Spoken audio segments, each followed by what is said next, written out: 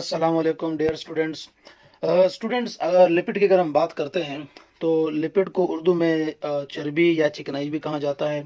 और जाहिर सी बात है ये भी एक बहुत बहुत बहुत इंपॉर्टेंट बायोमोलिक्यूल है, क्योंकि आपको पता है कि प्लांट्स एनिमल सब की बॉडी में ये पाए जाते हैं। ठीक है। और जाहिर सी बात है एज अ फूड तो हम इसको बहुत यूज़ भी करते हैं। ठीक है। लिपिड को सबसे पहले जो डिस्कवर किया था वो ब्लोर ने डिस्कवर किया था, जो एक साइंटिस्ट थे। जाहिर सी बात है। और 1943 में उन्होंने इसको डिस्कवर किया था। लिपिड अगर हम बात करें तो लिपिड भी कार्बोहाइड्रेट्स की तरह किससे बने होते हैं? कार्बन, हाइड्रोजन और ऑक्सीजन, इन तीन एलिमेंट से बने होते हैं। यानी ये तीन एलिमेंट्स जो हैं ये लिपिड्स के क्या हैं? बिल्कुल उसके बेसिक एलिमेंट्स हैं। ठीक है। और लिपिड का मोनोमर आपको पता है, लिपिड बजाते खुद पॉलीमर है, और इसका जो मोनोमर है वो फैटी एसिड है, जो मैं आपको बता चुका हूँ। यानी फैटी एसिड आपको हर तरह के जितने भी लिपिड के टाइप्स हैं उसके अंदर आपको फैटी एसिड तो लाजमी मस्ट मिलेगा। ठीक है। अच्छा, अगर हम लिपिड की बात करें थोड़ी सी, अगर हम इसकी अहमियत की बात करें तो लिपिड के अंदर एनर्जी बहुत ज़्यादा होती है। लिपिड्स के अंदर कार्बोहाइड्रेट से भी ज़्यादा एनर्जी होती है।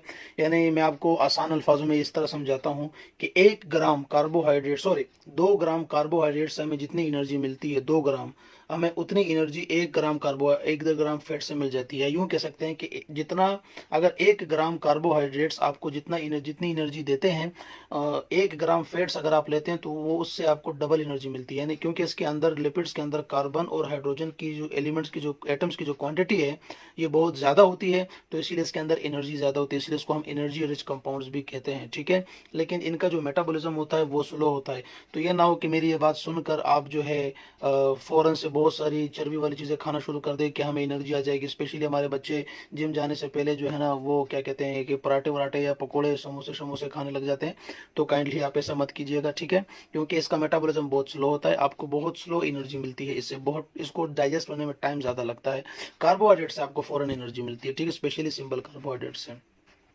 अच्छा, अगर हम बात करें तो लिपिड्स की भी ज़ाहिर सी बात है दूसरे बायोमोलिक्यूल्स की तरह इसकी बहुत सारी कैटेगरीज हैं, टाइप्स हैं। ठीक है। चार चार मेजर कैटेगरीज है हमारे पास, यानी 4 मेजर ग्रुप्स हैं हमारे पास लिपिड्स के, जिसमें से हमारे पास हैं एसाइल ग्लिसरॉल है, हमारे पास फॉस्फोलिपिड्स है, हमारे पास वैक्सेस है और टर्पिनोइड्स। ये 4 मेजर ग्रुप्स हैं लिपिड्स के। ठीक है। अच्छा, पहला वाला जो है सर हमारे पास वो है एसाइल ग्लिसरॉल। इनको ट्राइग्लिसराइड्स भी कहा जाता है, एसाइल ग्लिसरॉल या ट्राइग्लिसराइड्स। ठीक है। अच्छा, एसाइल ग्लिसरॉल की फिर मजीद 2 टाइप्स हैं, सेचुरेटेड एसाइल ग्लिसरॉल या अनसेचुरेटेड एसाइल ग्लिसरॉल। पहले मैं आपको इस कलरफुल खूबसूरत सी डायग्राम की मदद से आपको मैं एक आसान सी चीज़ समझाता हूँ कि ट्राइग्लिसराइड्स बनते किस तरीके से हैं। देखें, ये जो हम आपको नजर आ रहे हैं, ये 1, ये 2 और ये तीन मॉलिक्यूल्स हैं अलग अलग, और लेकिन तीनों एक ही तरह के मॉलिक्यूल्स हैं। इनको हम कहते हैं फैटी एसिड, जो बेसिकली फैट का यानी लिपिड्स का सॉरी मोनोमर भी है। अब 3 फैटी एसिड के मॉलिक्यूल और एक ये ग्लिसरॉल का मॉलिक्यूल, ये ग्लिसरॉल का मॉलिक्यूल है, इनके आपस में बनता है बॉन्ड, यानी चारों मॉलिक्यूल से एक मॉलिक्यूल बनता है, वो ये वाला है आपके पास। ठीक है। और इसको हम कहते हैं ट्राइग्लिसराइड या एसाइल ग्लिसरॉल भी कहते हैं। ठीक है। ये साथ में पानी के 3 मॉलिक्यूल्स रिमूव हो गए, इसको छोड़ दे वरना आप फिलहाल कंफ्यूज हो जाएंगे, इसको जरा इग्नोर करें। ठीक है। समझ आ रही बात? मैं आपको बहुत सिंपल तरीके से समझा रहा हूँ। 3 फैटी एसिड यानी 1, ये देखें, ये 1, ये 2 और ये 3, 3 फैटी एसिड के मॉलिक्यूल, एक और साथ में एक ग्लिसरॉल का मॉलिक्यूल, इन चार, ये हो गए 4 मॉलिक्यूल। इन चारों मॉलिक्यूल जब आपस में बॉन्ड बनाया, ठीक है, तो एक मॉलिक्यूल बना जिसको हम कहते हैं ट्राइग्लिसराइड या एसाइल ग्लिसरॉल। ठीक है। अच्छा, अब ट्राइग्लिसराइड या एसाइल ग्लिसरॉल की भी फिर मजीद 2 तरह के होते हैं। ठीक है। ये बहुत सिंपल है। एक है जिसको हम कहते हैं सेचुरेटेड एसाइल ग्लिसरॉल, और जिसको हम आसान जबान में, डोमेस्टिक या घरेलू जबान में हम फैट्स भी कहते हैं। ठीक है। अब फैट्स क्या होते हैं? जैसा कि आपको पता है कि कार्बन, हाइड्रोजन और ऑक्सीजन से बनते हैं लिपिड्स। ठीक है। तो जो सेचुरेटेड यानी सेचुरेटेड एसाइल ग्लिसरॉल्स है, इनके ये लंबी लंबी कार्बन की चेन्स होती है, जो आपको डायग्राम में सामने नजर आ रहा है। ठीक है, ये वाली डायग्राम।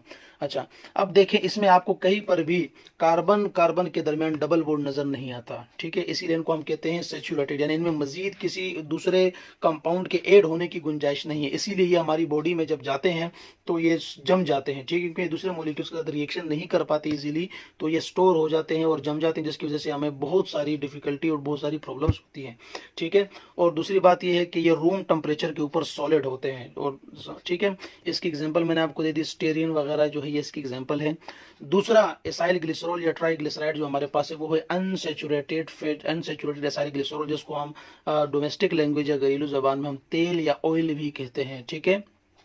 ये ऐसे होते हैं कि इसमें जो कार्बन की चेन होती है, यानी बहुत सारे कार्बन से बनी हुई एक लंबी चेन होती है, उसमें आपको कई मुख्तलिफ जगहों पर कार्बन कार्बन के दरमियान, ये बात मेरी गौर से सुने, कार्बन कार्बन के दरमियान एक या एक से ज्यादा डबल बॉन्ड होते हैं, जिसका मतलब ये है कि इसमें बहुत आसानी से कोई भी दूसरा मॉलिक्यूल आकर बॉन्ड बना सकता है, और ये हमारी बॉडी में डिफरेंट फंक्शंस आसानी से कर सकते हैं, और ये हमारी बॉडी से इजीली रिमूव भी हो सकते हैं। ठीक है स्टूडेंट्स, तो इसी इसकी एग्जांपल, ऑयल की एग्जांपल आपके पास बहुत सारी है। ठीक है। दूसरी जो हमारे पास कार्बोलिपिड्स की टाइप है वो है फॉस्फोलिपिड। अगर हम बायोलॉजिकल पॉइंट ऑफ व्यू से देखें तो फॉस्फोलिपिड हमारे पास एक बहुत इंपॉर्टेंट लिपिड है, क्योंकि सेल मेम्ब्रेन का सबसे बड़ा हिस्सा जो होता है वो इसी से बना होता है, फॉस्फोलिपिड से। ठीक है। फॉस्फोलिपिड भी ट्राइग्लिसराइड्स की तरह ही होते हैं, मगर फर्क ये होता है कि जैसे कि ट्राइग्लिसराइड में 3 फैटी एसिड और एक ग्लिसरॉल का मॉलिक्यूल, तो यहाँ पर क्या होता है कि 3 फैटी एसिड में से एक फैटी एसिड रिमूव हो जाता है और उसकी जगह पर आ जाता है फॉस्फेट ग्रुप। ठीक है। तो इस तरीके से ये होता है कि फॉस्फोलिपिड की नेचर डबल हो जाती है, इसके दो सिरे बन जाते हैं, एक होता है हाइड्रोफोबिक, एक जो एंड होता है फॉस्फोलिपिड का वो हाइड्रोफोबिक होता है, यानी वो वाटर के साथ रिएक्शन नहीं करता, या वो वाटर को अपने आप को क्रॉस करने नहीं देता। दूसरा होता है हाइड्रोफिलिक। हाइड्रोफिलिक जो होता है ये वाटर लविंग होता है, ये यानी ये पोलर नेचर होता है, ये वाटर के साथ या पोलर कंपाउंड्स के साथ रिएक्शन कर सकता है। ठीक है। तो बस इतना आपने याद रखना है कि फॉस्फोलिपिड्स की एक टाइप है, और जो भी लिखने वाला क्या चीज़ है वो आपके सामने स्क्रीन पर मौजूद है। और ये कैसी बनती है, यह भी ट्राइग्लिसराइड्स की तरह ही होती है, मगर एक फैटी एसिड को रिप्लेस कर देता है कौन, एक फॉस्फेट का मॉलिक्यूल। ठीक है स्टूडेंट्स। अच्छा, फिर उसके बाद नेक्स्ट जो हमारे पास टाइप है लिपिड्स की वो है वैक्सेस। वैक्स का नाम आप सुनते ही हैं, जिसको हम वैसे मोम वगैरह भी आप कहते हैं। ठीक है। उर्दू में या हिंदी में मोम भी शायद कहते हैं, तो उर्दू में तो कहते हैं, हिंदी का मैंने इसलिए शायद कहा। ठीक है स्टूडेंट्स। अब वैक्स जो होता है ये हमारे पास ज़्यादातर एनिमल्स में होता है, वैसे प्लांट्स में भी होता है। प्लांट्स का जो लीफ है और पेटल्स वगैरह हैं, ठीक है, फ्लावर्स के जो पेटल्स होते हैं वहाँ पर, और जो इसके अलावा लीव्स वाले से वहाँ पर ये पाए जाते हैं।